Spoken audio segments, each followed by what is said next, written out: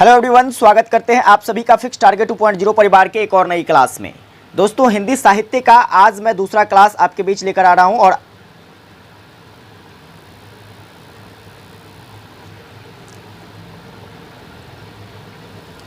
Hello everyone, स्वागत है आप सभी का फिक्स टारगेट 2.0 परिवार के एक और नई क्लास में।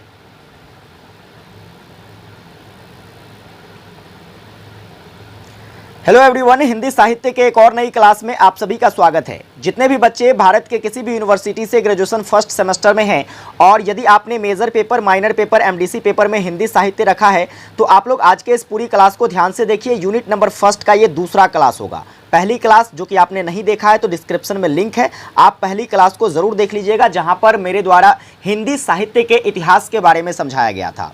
और देखिए, आज के इस क्लास में जो हम टॉपिक डिस्कस करने वाले हैं, जो आपका साहित्य है, ठीक है, हिंदी जो साहित्य है, उस साहित्य के ऐतिहासिक दर्शन के कौन कौन से तत्व हैं, उसके तत्वों के बारे में काफ़ी डिटेल में अध्ययन करेंगे। और यह क्वेश्चंस आपके एग्जाम के दृष्टिकोण से काफ़ी ज़्यादा इंपॉर्टेंट रहेगा, क्योंकि यह एग्जाम में जो है पिछली बार पूछा गया था। तो इसको आप अच्छे से समझने की कोशिश कीजिएगा। मैं आपको बहुत ही सरल भाषा में हर एक चीज़ें समझाऊंगा, ठीक है।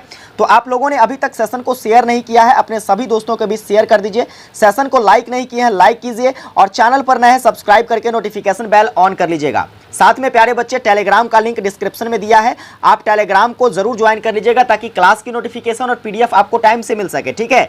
आप हमसे अगर डायरेक्टली कांटेक्ट करना चाहते हैं तो इंस्टाग्राम का भी लिंक नीचे दिया हुआ है, आप इंस्टाग्राम पर हमें फॉलो कर सकते हैं, वहां पर आप हमसे चैट कर सकते हैं, ठीक। आइए बात करते हैं प्यारे बच्चे हम लोग टॉपिक पर। तो आज की जो टॉपिक रहने वाली है वह है हिंदी साहित्य के ऐतिहासिक दर्शन के तत्व। अब देखो, हिंदी जो साहित्य है, ठीक है, उस साहित्य के बारे में मैंने आपको कल की क्लास में, थोड़ा सा पिछली क्लास को मैं रिवाइंड कर लेता हूं तो आप उसको समझने की कोशिश करेंगे। देखिए, हिंदी साहित्य के इतिहास के बारे में बताया था आपको कि चाहे वो कोई भी इतिहास हो, उस ऐतिहासिक घटनाओं को जानने के लिए उसके कालक्रम को जानना पड़ता है, ठीक है। कालक्रम से रिलेटेड क्लासेस में आपको काफ़ी डिटेल में आगे पढ़ाऊंगा, जो कि एक टॉपिक है आपके सिलेबस में। तो वहां पर देखिए चीज़ें क्या थी, तो हम कालक्रम के आधार पर ही ऐतिहासिक दर्शनों को समझ पाते हैं। अब देखो, ये जो हिंदी साहित्य का इतिहास है, इसके जो दर्शन है, यह किस किस तत्वों से होकर गुजरता है, ठीक है, उन सभी तत्वों को समझेंगे, कौन कौन से तत्वों की यहाँ पर आवश्यकताएं होती है। तो सबसे पहला यहाँ पर देखो, जब इसका आंसर राइटिंग करेंगे तो सबसे पहली चीजें हमारे सामने आता है हिंदी साहित्य, ठीक है। हिंदी साहित्य की बात करें प्यारे बच्चे, तो ये जो शब्द है हिंदी साहित्य या साहित्य इतिहास, इस साहित्य इतिहास शब्द का सबसे पहला बार जो प्रयोग किया गया था वह 18वीं शताब्दी में किया गया। कब किया गया? 18वीं शताब्दी में। किसके द्वारा किया गया सबसे पहली बार? आप कहोगे सर वॉल्टेयर के द्वारा किया गया। देखो, ये हाईलाइटेड पॉइंट है, याद रखिएगा, ऑब्जेक्टिव में आपसे पूछा आ सकता है कि साहित्य इतिहास का जो है सबसे पहला प्रयोग किसके द्वारा किया गया? वॉल्टेयर के द्वारा किया गया। कब किया गया? आप कहोगे सर 18वीं शताब्दी में किया गया। हालांकि बाद में चलकर जो है कई सारे ऐसे विद्वान हुए, जैसे कि हिगेल थे, उसके साथ साथ और भी बहुत सारे विद्वान थे जिन्होंने जो है साहित्य इतिहास शब्द का प्रयोग किया, इसके संबंध में अपनी राय रखी। लेकिन सबसे पहली बार किसने किया था? वॉल्टेयर ने किया था। आप लोग कमेंट में जरूर लिखिएगा, ठीक है। अब देखो, बात करते हैं जो ये विद्वान हैं जिन्होंने साहित्य के दर्शनों के बारे में बताया, साहित्य के इतिहास के बारे में बताया, तो ये सारे जो है विचार कहां से निकल कर आता है, इन सभी चीजों के बारे में जानकारी कहां से निकल कर आती है? तो विद्वानों जो हैं, जितने भी विद्वान हैं, उनके विचार पर यह आधारित है, क्योंकि उन्होंने सोचा समझा, परिस्थितियों को जाना, और जानने के बाद जो है उसे क्या किया, तो रिप्रेजेंट करने की कोशिश किया। समझ गए ना? तो ये फाइनली आपको ये समझ में आता है कि विद्वानों के जो ये विवरणों से ये पता चलता है कि ये साहित्यिक इतिहास है, यह उसके विचार पर, उसकी सोच पर डिपेंड करता है। अब उनके ही सोचों को, उनके ही विचारों को हम यहाँ पर अध्ययन करने की कोशिश करेंगे। जैसे देखिए, सबसे पहला पॉइंट जो यहाँ पर निकल कर आता है वह है साहित्यकार की प्रतिभा। प्रतिभा कहने का मतलब कौशल है ना, उसके अंदर की हुनर। अब जो साहित्यकार हैं उसके अंदर कुछ ना कुछ तो हुनर होनी चाहिए, तभी तो वो चीज़ों को एक्सप्रेस कर पाएगा, चीज़ों के बारे में लोगों को बता पाएगा। यही तो सबसे बड़ा खासियत होना चाहिए एक साहित्यकार की। देखिए, इसके बारे में अगर हम जानेंगे तो अगर हम बात करते हैं प्रतिभा की, तो प्रतिभा जो है भाई साहब, यह साहित्यकार की शक्तियों का एक केंद्र माना जाता है। वह सबसे बड़ी शक्ति होती है प्रतिभा, ठीक है। चलिए, जिसके आधार पर जो है कोई भी साहित्यकार साहित्यिक दर्शनों का क्या कर पाता है? विवरण प्रस्तुत कर पाता है, जानकारी लोगों को बता पाता है। समझ रहे हैं कि नहीं समझ रहे हैं? ये बातें ध्यान रखिएगा कि कोई भी साहित्यकार होगा उसकी शक्ति का सबसे प्रमुख केंद्र क्या होगा? तो प्रतिभा होगा। और इसी प्रतिभा के आधार पर, इसी कौशल के आधार पर वो जो साहित्यकार है वो किसी भी साहित्यिक दर्शन को बता पाता है। आगे बात करेंगे तो देखिए, सृजन करने की जो शक्ति है, सृजन करने मतलब ग्रहण करने की शक्ति, किसी चीज को पाने की शक्ति, यह शक्ति जो है क्या होती है? तो साहित्यकार के विकास का मूल होता है। जब तक किसी भी साहित्यकार में अगर ये इच्छाएं जागृत ना हो कि हमें नए नए चीज़ों का खोज करना है, नए नए चीज़ों पर क्या करनी है तो तर्क देने हैं, तब तक वह एक बेहतर साहित्यकार नहीं हो सकता है।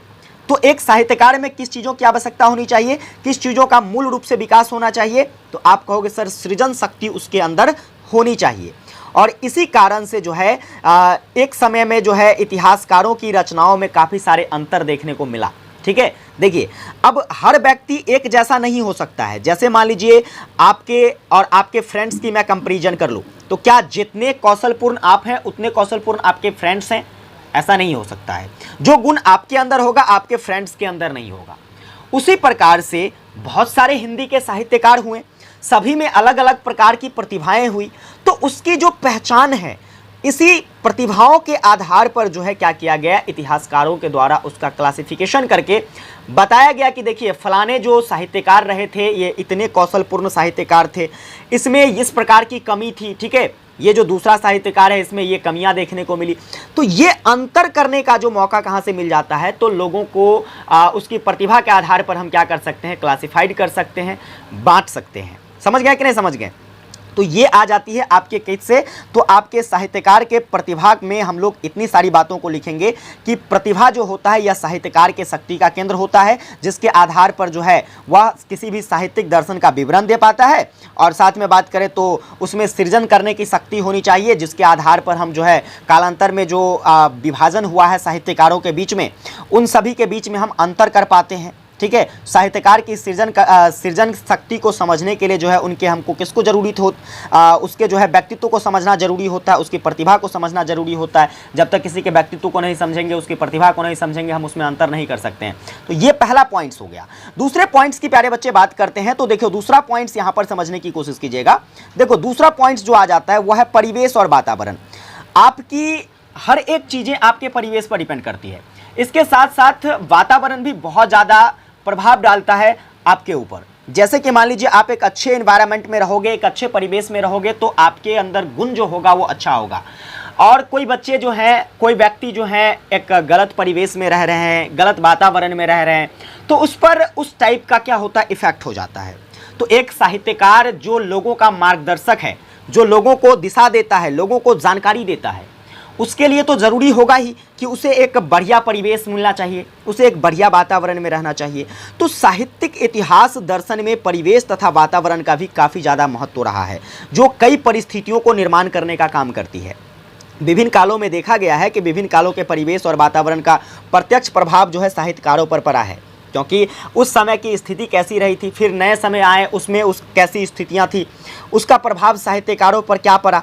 ठीक है, राष्ट्रीयता की भावना लोगों में पहले कैसे थी, बाद में कैसे आई। ठीक है, फिर साहित्यिक दर्शन को लेकर जो ऐतिहासिक घटनाएं हैं उसको दर्शाने का जो कला था वो पहले के साहित्यकार में कैसे थे, आज के साहित्यकार में कैसे हैं। परिवेश पर आधारित होता है। किस पर आधारित होता है बच्चे? ये सारी बातें परिवेश पर आधारित होता है, वातावरण पर आधारित होता है। समझ में आ रही है कि नहीं बातें? अगर समझ में आ रही है तो आप लोग ध्यान से समझिए, हर एक चीज़ें आपको अच्छे से क्लियर करके बताने वाला हूँ। और ये सब कोई बड़ा चीज़ नहीं है, ये सब कॉमनली आपके अपने जीवन पर अगर उतार कर इसे समझने की कोशिश कीजिएगा तो आपको अच्छे से समझ में आएगा। देखिए आगे बात कर लेते हैं, लेकिन बाद में चलकर जो है ये सारी चीज़ें परिवर्तित होती गई और परिवर्तन के बाद जो है नए नए कालों का निर्माण हुआ। ये परिवेश पर आधारित है। किस पर आधारित है? परिवेश पर आधारित है। अलग अलग प्रकार की, जैसे कि रीतिकाल, भक्तिकाल, ठीक है, आदिकाल, इस प्रकार से चीज़ें बदलती चली गई। यह रचनाएं जो है अनेकों रूप से देखने को मिला। चलिए आगे बात करेंगे तो अगला जो आ जाता है वह है साहित्यिक एवं सांस्कृतिक परंपरा। साहित्यिक एवं सांस्कृतिक परंपरा का भी साहित्यकारों पर बहुत गहरा प्रभाव देखने को मिलता है, क्योंकि अगर कोई व्यक्ति एक साहित्यकार है तो उसे इस बात की जानकारी होनी ही चाहिए कि सांस्कृतिक और साहित्यिक परंपराएं किस प्रकार की है। क्योंकि जब तक आप इस चीज़ को नहीं जानोगे तब तक हर परिस्थितियों को आप नहीं व्यक्त कर सकते हो। जैसे मान लीजिए अगर कोई अभी लेखन की क्रिया करता है, किसकी क्रिया करता है बच्चे? लेखन की क्रिया करता है। सपोज मान लीजिए मेरी ही इच्छा हुई कि मैं क्या करूं, तो कोई लेख लिखूं या कोई कहानी लिखूं, कोई नाटक लिखूं, ठीक है? तो मैं इसे कैसे लिखूंगा? मैं इसे अभी की स्थितियों को देखकर, और वही चीज़ों की स्थिति आज से प्राचीन समय में कैसी थी, मैं उसको कोरिलेट करूंगा, उसमें सुधार होने वाला है, सुधार करूंगा, क्या वर्तमान स्थिति में उसकी सुधार हुई है या नहीं हुई है, ठीक है?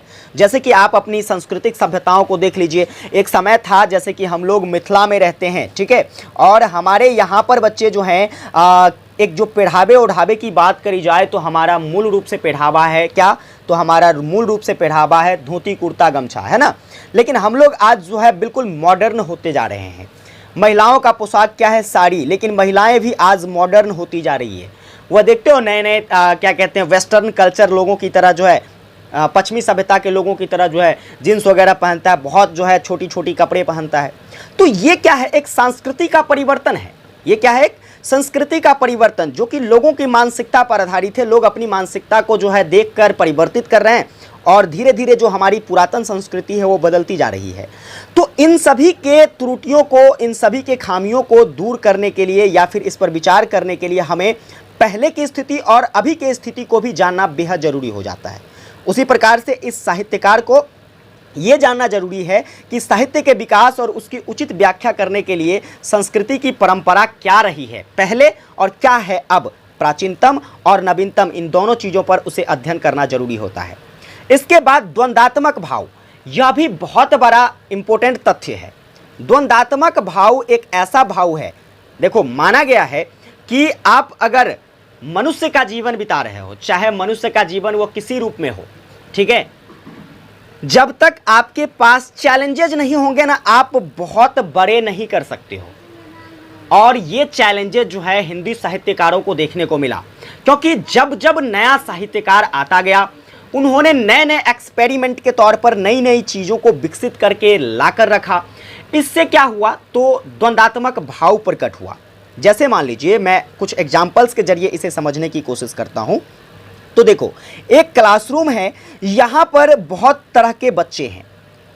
टीचर्स क्या करते हैं? टेस्ट लेते हैं। टीचर क्या लेते हैं भाई? टेस्ट लेते हैं। क्यों टेस्ट लेते हैं? बच्चों के आकलन करने के लिए।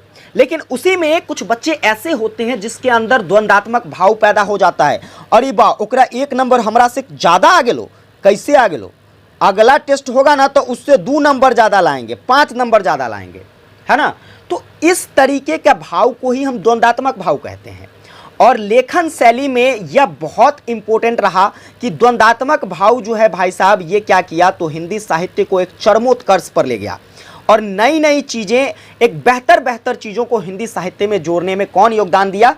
तो द्वंदात्मकता का भाव। ठीक है, समझ में आया बात कि द्वंदात्मक भाव क्या होता है? इस बात को समझ गए आप। चलिए आगे बात करते हैं। तो 5वां पॉइंट निकल कर आता है संतुलन एवं सामंजस्य। संतुलन और सामंजस्य कहने का क्या मतलब होता है? तो देखो, जो साहित्यकार होते हैं, साहित्यकार में जो है संतुलन और सामंजस्य का गुण होना चाहिए, क्योंकि हर समय परिस्थितियां एक जैसी नहीं होती है। जब हर समय परिस्थिति एक जैसी नहीं होगा तो हमें तो कॉम्प्रोमाइज़ करनी होगी कि नहीं करनी होगी? कॉम्प्रोमाइज़ तो करना होगा, है कि नहीं? तो उसी प्रकार से लोगों में जो है जितने भी साहित्यिक घटनाएं हैं, जो भी ऐतिहासिक परिदृश्य हमारे बीच आता है, उसके बीच में कैसे हम संतुलन बनाकर रख सकते हैं, ताकि कोई इतना बड़ा अंतर ना हो जाए कि कोई बहुत पीछे पिछड़ जाए, कोई बहुत आगे निकल जाए। तो ये संतुलन बनाने की क्षमता, ये सामंजस्य स्थापित करने की क्षमता किसके अंदर होनी चाहिए? एक साहित्यकार के अंदर होनी चाहिए। ठीक है, जिससे वह क्या हो सके? तो साहित्य के ऐतिहासिक दर्शन के सभी तत्वों को संतुलित रूप से स्थापित कर सके। एक अच्छा साहित्यकार जो होता है बच्चे, ठीक है, देखो, एक अच्छा साहित्यकार जो होता है वह क्या करता है? तो अपनी प्रतिभा, अपनी परंपरा, अपनी परिवेश, इन सभी चीज़ों से प्रेरणा लेता है, और आपको भी सीखनी चाहिए। देखो, जितनी चीज़ें आपको किताब नहीं सिखाती है बच्चे, किताब में तो आपके सिलेबस दिए हुए हैं, जितनी चीज़ें जो हैं आपके किताब में नहीं देखने को मिलता है, आपको अब किताब नहीं सिखाती है, उससे कहीं ज़्यादा जो है आपकी परंपरा, आपके आसपास का परिवेश आपको सिखाता है। तो लेखक जो होते हैं, साहित्यकार जो होते हैं, इन्हीं चीज़ों को तो सीखते हैं। आज देखो जैसे मान लीजिए नए नए गाने आपको भोजपुरिया अंदाज में सुनने को मिलता होगा, क्या क्या करता है वो सब, वो बस यही तो करता है जो अभी धरातल पर चल रहा है उसको ही वह सॉन्ग फॉर्म में लिखकर गा देता है। तो ये लेखक का कार्य है। किसका कार्य है? लेखक अपने आसपास की परिदृश्यों को देखता है फिर उसे लिखता है, गायक उसे गाता है। तो वही चीज़ तो यहाँ पर है। साहित्यकार भी क्या करते हैं? साहित्यकार अपने आसपास के परिवेशों को देखता है, कौन सी ऐसी घटनाएं हैं जो आसपास हो रही हैं, किस प्रकार की घटनाएं हैं, उस घटनाओं से कैसे लोगों को परिचित कराया जाए, अवगत कराया जाए, इस पर भाई साहब चर्चा करते हैं। समझ गए कि नहीं समझ गए? तो ये सामंजस्य और संतुलन की क्षमता एक साहित्यकार में होनी चाहिए। तो कितने पॉइंट्स को देखा आपने? आपने 5 पॉइंट्स को देखा। कौन कौन सा पॉइंट्स था? सभी के सभी सिंपल पॉइंट्स से बच्चे, अगर एक नज़र में अगर इस पर हम फोकस करने की कोशिश करेंगे तो देखो, साहित्यकार के अंदर क्या होनी चाहिए? एक बेहतर प्रतिभा होनी चाहिए। सभी चीज़ों को समझने, जानने, परखने की प्रतिभा होनी चाहिए, तभी वह एक बेहतर साहित्यकार हो सकता है।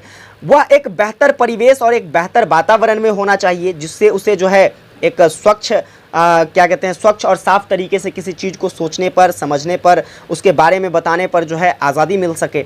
इसके बाद जो है उसके अंदर जो है साहित्यिक और सांस्कृतिक परंपराओं का ज्ञान होना चाहिए जिससे वह क्या कर सके, तो प्राचीनतम और नवीनतम चीज़ों में विभेद बता सके। इसके बाद द्वंद्वात्मक भाव उसके अंदर होनी चाहिए जो कि उसके कौशल को और भी विकसित करता है। ठीक है। और आखिरी में प्यारे बच्चे, संतुलन और सामंजस्य की क्षमता उसके अंदर होनी चाहिए जिससे सभी चीज़ों को वह क्या कर सके, साहित्य में संतुलित रूप से स्थापित कर सके। समझ गए ना? तो इन सभी तत्वों के आधार पर क्या स्पष्ट होता है? इन सभी तत्वों के आधार पर यह निष्कर्ष निकल कर आता है बच्चे, निष्कर्ष निकल कर क्या आता है कि इन सभी चीज़ों से पता चलता है कि साहित्य का इतिहास जो है बच्चे, यह तात्कालीन राजनीतिक सामाजिक वातावरण पर क्या करती है, प्रकाश डालने का काम करती है। समझ रहे हैं ना? देखो, जो भी चीज़ें मैंने आपको बताया है इन सभी का उद्देश्य एक राजनीतिक दृष्टिकोण से है, एक सामाजिक दृष्टिकोण से है, ताकि चीज़ों को क्या किया जा सके, लोगों को अवगत कराया जा सके। उम्मीद करता हूँ आपको ये सारी बातें अच्छे से समझ में आया होगा। अगर समझ में आया है तो एक बार कमेंट में आप लोग यस टाइप कीजिएगा कि सर समझ में आ गया है। ठीक है, ये सारी बातें। अगर नहीं समझ में आया है तो चीज़ों को आप लिख लेंगे, इसको अच्छे से अध्ययन करेंगे, क्योंकि देखो नोट्स मैंने बहुत अच्छे तरीके से डिज़ाइन किया है, बहुत अच्छे तरीके से। आप अगर इसे आप खुद से पढ़ के अगर पढ़ना चाहोगे ना तो आप चीज़ों को अच्छे तरीके से पढ़ के समझ सकते हो। समझ गए कि नहीं समझ गए? तो एक बार यस टाइप कीजिएगा। इसकी PDF भाई साहब आपको टेलीग्राम पर मिल जाएगी, लिंक आपको डिस्क्रिप्शन में दिया हुआ है, आप टेलीग्राम जरूर ज्वाइन कर लेना। ठीक है। चैनल पर नए हैं, सब्सक्राइब नहीं करे हो, सब्सक्राइब करके नोटिफिकेशन बेल जरूर ऑन कर लीजिएगा। इससे पहले देखिए एक और चीज़ें बता देता हूँ आपको। ठीक, देखो एक चीज़ और बता देता हूँ, थोड़ा सा क्वेश्चंस पेपर पर बात करें तो यहाँ से ये क्वेश्चंस 10 मार्क के बनाए जा सकते हैं। 10 मार्क के कैसे बनाए जा सकते हैं? तो देखो, जैसे कि पिछली क्लास में मैंने आपको हिंदी साहित्य के इतिहास के बारे में पढ़ाया था, तो आपसे एग्जामिनर क्वेश्चंस पूछ सकता है कि हिंदी साहित्य के इतिहास, ठीक है, क्या पूछेगा? हिंदी साहित्य के इतिहास एवं इसके दर्शन, ठीक है, इनके दर्शन के तत्वों की व्याख्या करें, दर्शन के तत्वों की व्याख्या करें, जो कि प्रीवियस ईयर 2023-27 वालों सेशन वाले बच्चों के साथ पूछा गया था क्वेश्चन। ठीक है, तो आप भी इसको अच्छे से तैयार कर लोगे। इस टाइप से लॉन्ग टाइप क्वेश्चन 10 नंबर के बनेंगे। बाकी अगर इस टाइप से क्वेश्चंस पूछा जाता है तो आपके लिए 5 नंबर का क्वेश्चंस होगा। आप जनरली इस क्वेश्चंस को 5 नंबर वाले क्वेश्चंस में आंसर कर सकते हो। समझ गए ना? और ये कुछ पॉइंट्स जो कि मैंने हाईलाइट किया है, ये ऑब्जेक्टिव में काम आ जाएगा। क्लासेस हेल्पफुल लगी तो अपने सभी दोस्तों को शेयर कीजिएगा, सेशन को लाइक कीजिएगा, चैनल पर नए सब्सक्राइब कर लीजिएगा। विशेष आप लोगों से अगली क्लास में मिलेंगे। जय हिंद, वंदे मातरम।